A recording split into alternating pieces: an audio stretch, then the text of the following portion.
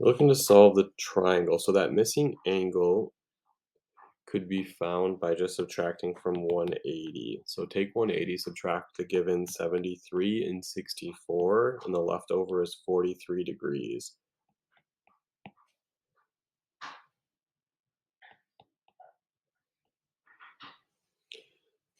Now to find B,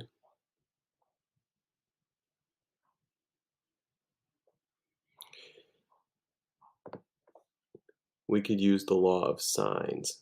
Because we have an angle opposite side pair, we can use it to write a proportion. The sine of 73 degrees over its opposite side, 14.7, is equal to the sine of 64 degrees